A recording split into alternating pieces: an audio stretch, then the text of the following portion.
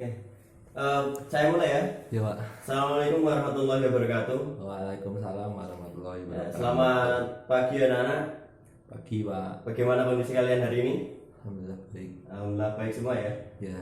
Itu kok ada sampah-sampah di bawah meja, tolong dibersihkan terlebih dahulu ya Pak. Sedikit. Sudah Pak. Cepat. Sudah. Oke, sudah semua? Sudah. Oke, nah ini kan enak gitu. Kondisi kelasnya lebih bersih, lebih tertata. Oke, sebelum masuk ke pembelajaran, silakan ketua kelas untuk memimpin berdoa terlebih dahulu. Ya, sebelum masuk ke pembelajaran pada pagi hari ini, berdoa menurut agama dan kepercayaan masing-masing, berdoa dimulai. Doa selesai. Oke, terima kasih untuk ketua kelas. Selanjutnya Bapak akan absen terlebih dahulu siapa yang masuk dan siapa yang nggak masuk untuk hari ini. Untuk absen 1, Rizky ada? Hadir. Hadir. Eka? Hadir. Agusta? Hadir. Putri? Nggak hadir Pak, nggak masuk. Nggak masuk? Ya, Kemana? katanya sakit Pak tadi. Sakit. Kok nggak ngirim surat izin sakit ke saya? Mungkin belum dibikin Pak. Oke, udah. Oke, berarti nggak masuk 1 ya? Iya Pak. Oke, untuk selanjutnya sebelum kita masuk ke materi, lebih baik kita merefresh dulu pertemuan yang sebelumnya, yaitu mengenai konflik ya, pertemuan kemarin ya. Ya, Iya. materi konflik ya. Iya. Ada yang masih ingat apa itu pengertian konflik? Coba. Kalau nggak ada, saya tunjuk.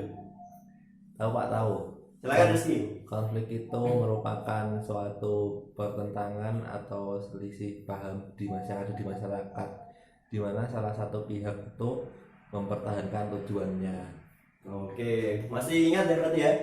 Iya Pak. Gitu. Kemudian ada lagi yang masih ingat pertemuan terakhir sebelum saya tutup kemarin mengenai cara mengatasi konflik. Ada yang tahu? Angkat tangan. Saya tidak tahu Pak. Atau ada yang lain yang tahu mungkin? Oke, gak ada yang tahu ya. Untuk cara mengatasi konflik, kalian bisa buka lagi mengenai materi yang kemarin yang saya sudah suruh catat di buku kemarin. Iya Pak, siap. Oke.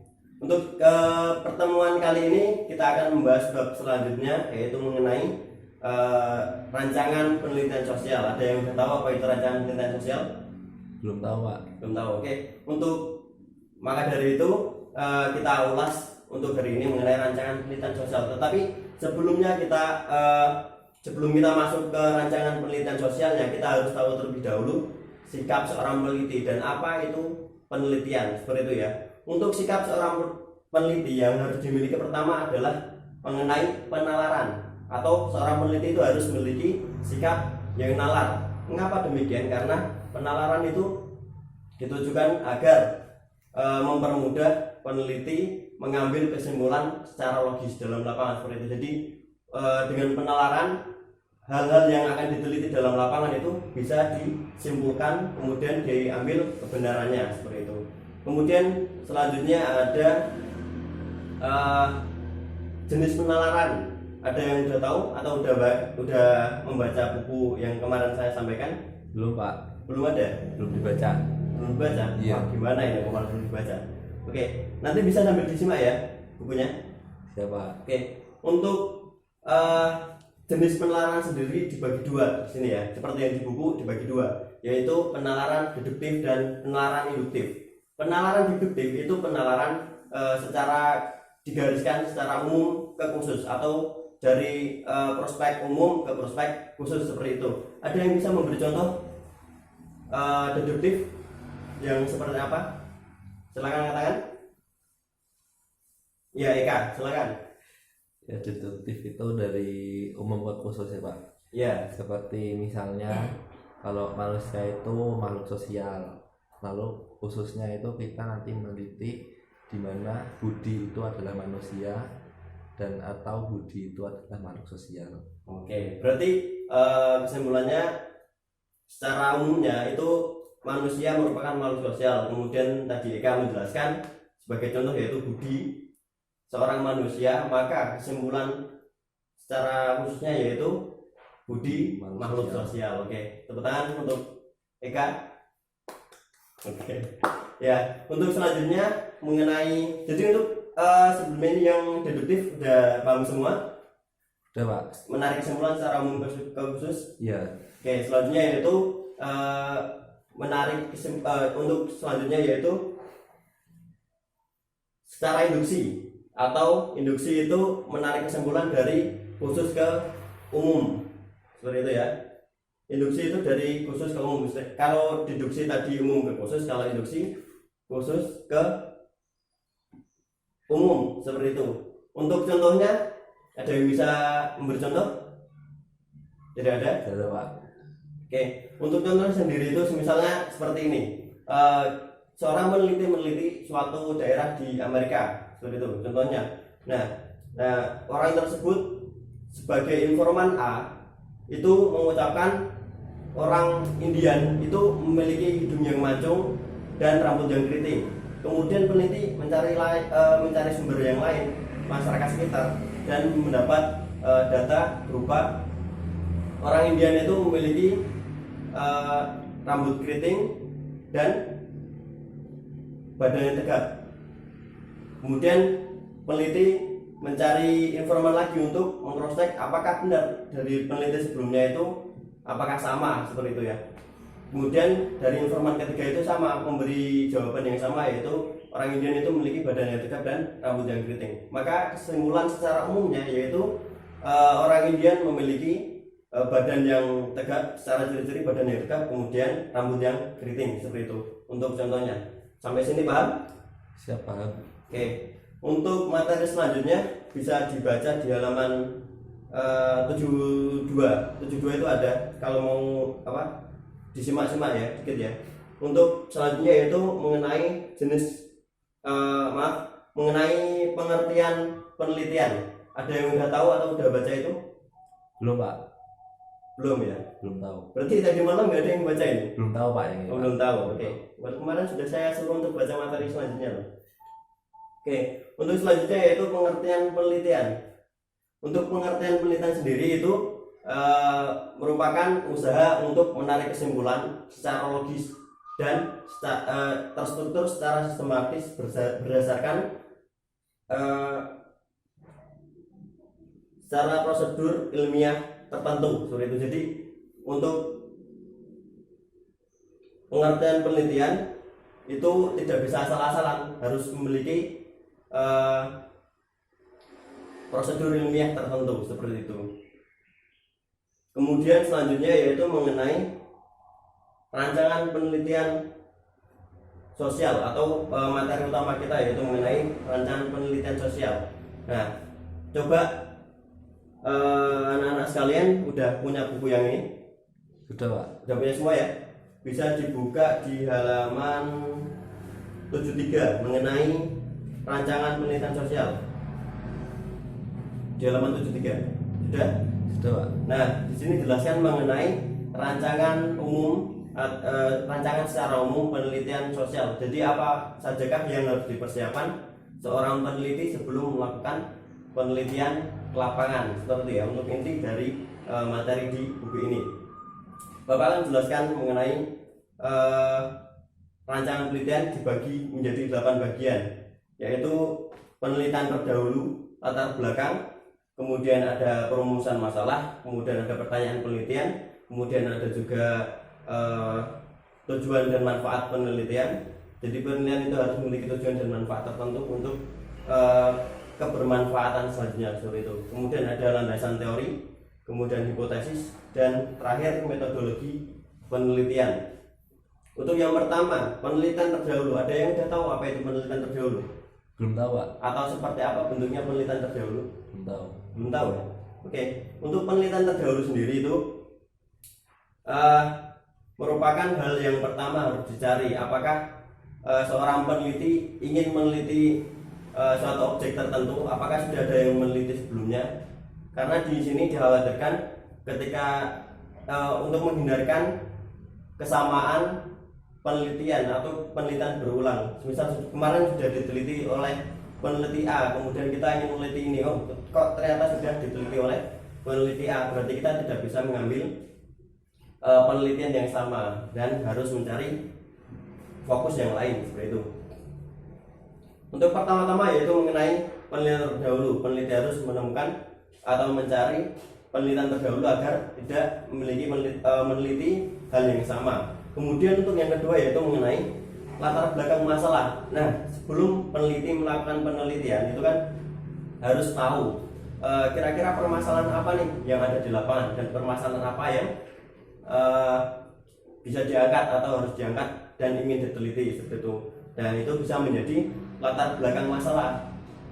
Jadi peneliti harus memiliki pandangan, wah sepertinya permasalahan ini harus dicari kebenarannya atau harus diteliti terlebih dahulu untuk menghasilkan kebenaran seperti itu. Karena kesimpulan tadi pengertian penelitian itu mencari kesimpulan untuk mencari kebenaran seperti itu ya. Kemudian selanjutnya ada perumusan masalah. Nah, setelah latar belakang masalah sudah ditentukan, kita harus seorang peneliti harus menentukan atau merumuskan sebuah masalah. Kira-kira masalah apa saja yang bisa diangkat atau yang bisa diteliti dalam lapangan tersebut. Kemudian selanjutnya ada pertanyaan penelitian atau hal yang ingin dicari atau ingin dikuasai oleh seorang peneliti. Semisal kita ingin meneliti suatu konflik. Nah, di situ seorang peneliti harus harus bertanya atau ingin mencari tahu konflik seperti apa yang harus diangkat atau konflik yang seperti apa yang bisa dijadikan objek penelitian seperti itu. Kemudian selanjutnya ada tujuan dan manfaat penelitian. Nah, untuk tujuan dan manfaat penelitian sendiri, seorang peneliti sudah harus memiliki tujuan dari awal sebelum mereka meneliti suatu permasalahan yang ada di lapangan tersebut.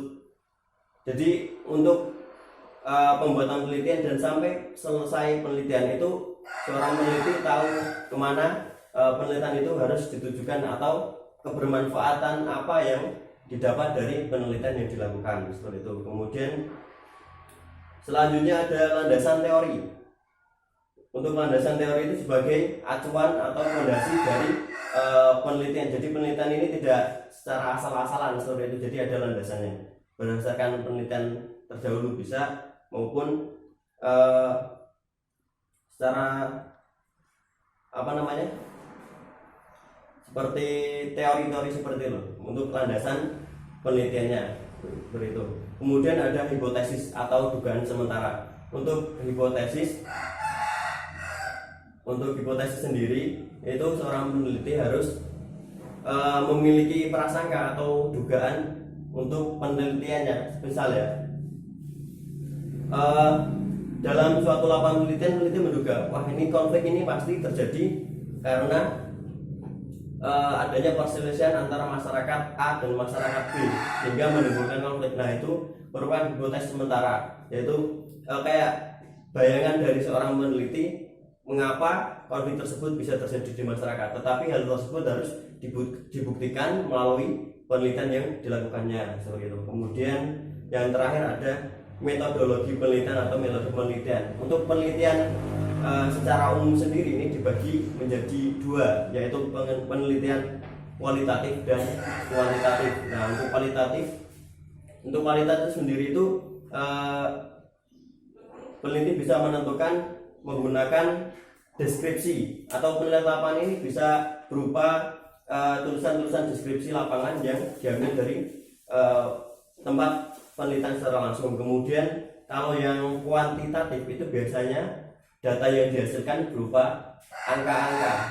Jadi untuk penelitian di lapangannya peneliti bisa menggunakan angket atau sejenisnya, jadi tidak perlu menggunakan deskripsi yang panjang seperti itu. Oke, untuk rancangan penelitian sudah paham semua? Sudah, Pak. Oke. Untuk selanjutnya sekaligus menutup pertemuan hari ini ya, berhubung kita sudah di ujung pertemuan materi ya sebelum UAS. Nah, minggu depan Bapak ada pengayaan nih, sedikit pengayaan sekaligus tugas untuk kalian. Tugasnya nggak berat kok, cuman download aplikasi aja sih. sama belajar materi yang kemarin sudah dipelajari sebelumnya ya. Nanti untuk pertemuan minggu depan Bapak akan ujikan atau tes sebelum masuk ke UAS untuk mengetahui kemampuan kalian seperti itu. Sekaligus persiapan UAS juga. Oke. Di sini Bapak ada sebuah aplikasi yang nanti adik-adik sekalian bisa download. Nanti saya share ke grup kelas aja ya melalui Komting. Ya Pak. Ya. Oh iya, maksudnya ketua kelas, mohon maaf. Ya, ketua kelas. Oke. Nah, untuk aplikasinya di tampilan luarnya seperti ini ya. Nah, ini di sini ada materi untuk kalian bisa belajar. Kemudian di sebelah sini ada latihan-latihan yang nantinya akan diujikan. Di sini terdiri dari materi-materi pertemuan yang sebelum-sebelumnya. Itu di sini ada semua, bisa dipelajari nanti ya. Kemudian di sini ada latihan. Nah, di sini sudah ada latihan-latihan soal dari per materi sudah ada. Tapi untuk pertemuan minggu depan untuk pengayaan saya akan masukkan materi maksud saya latihan baru sehingga sedikit menjadi surprise pertanyaan dalam pengerjaannya nanti seperti itu. Jadi nggak sama di sini, tapi ada di sekalian bisa latihan terlebih dahulu sebelum mengisi pengayaan yang akan saya berikan. Oke. Untuk tugasnya sudah paham mendownload aplikasi ini melalui link yang saya berikan nanti ke WA group seperti itu ya. Ya Pak. Oke. Oke, kemudian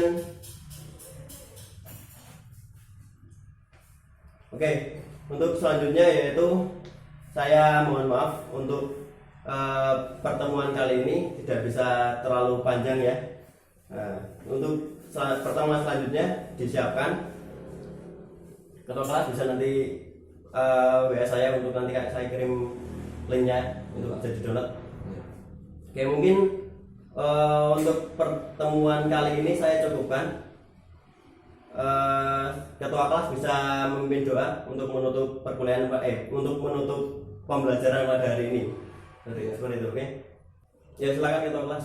Ya, untuk memimpin doa. Untuk menutup pertemuan kali ini, berdoa menurut agama dan kepercayaan masing-masing. Berdoa dimulai. Sudah selesai. Oke, terima kasih untuk semuanya. Assalamualaikum warahmatullahi wabarakatuh. Waalaikumsalam warahmatullahi wabarakatuh.